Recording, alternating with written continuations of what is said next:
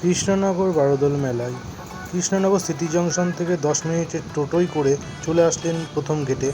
পিছনেও একটা গেট আছে, তবে প্রথম গেটে বেশি আসে। এটা রাজবাড়ির ভেতরে এরকম পুজো হয়, সারি সারিতে ঠাকুর আসে 12 থেকে 12 জায়গা থেকে, তাই বারোদোল বলা হয়। তারপরে চলে গেলাম আমরা সব রাইডিং অনেক বসেছে। তারপরে নানান রকম মেলার দোকানপাট, সব রকম দোকান মিশিয়ে বেশ ভালোই জমজমাট হয়ে উঠেছে।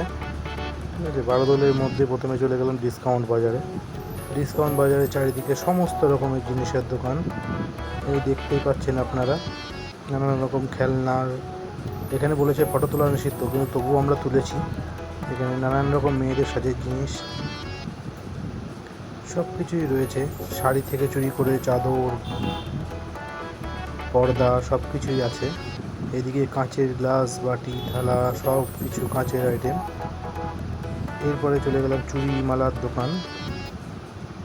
তারপরে এখানে নানা রকম হরেক মালের দোকান। হরেক মাল তো মেলায় থাকবে না জাদু, তা কি হতে পারে? জাদুর দোকান তো অবশ্যই, এই যে জাদুর দোকান। তারপরে শঙ্খের নানান রকম শাঁখা পলা এইসবের দোকান, শঙ্খও হয় বিক্রি। তারপরে নানান রকম বাচ্চাদের খেলনার হরেক মালের দোকান।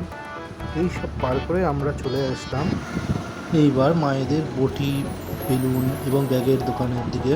তারপরে এখানে কৃষ্ণনগরে বিখ্যাত মাটির পুতুল তো থাকবেই, ফুলের দোকান। এদিকে নানান রকম টেডি, বল, বাচ্চাদের খেলনা রয়েছে। মহিলাদের সাজের গহনার বিশাল সম্ভার। তো সিংহ মোটরসের ইলেকট্রিক স্কুটির দোকান করেছে, যেখানে সমস্ত ইলেকট্রিক স্কুটি পাওয়া যায়। এছাড়াও এখানে প্রচুর ফার্নিচারের দোকান, বিভিন্ন ধরনের মডেলের কিচেনের সম্ভার নিয়ে এসছে কুচিনা। এইবার আসা যাক একটু খাবারের দিকে। এখানে বিভিন্ন ধরনের খাবার দোকান করা হয়েছে, পাপড়ি চাট, ফুচকা, মোমো, পিৎজা। চারিদিকে মেলায় এসে মেলার জিলেপি না খেলে কি আর মন ভরে?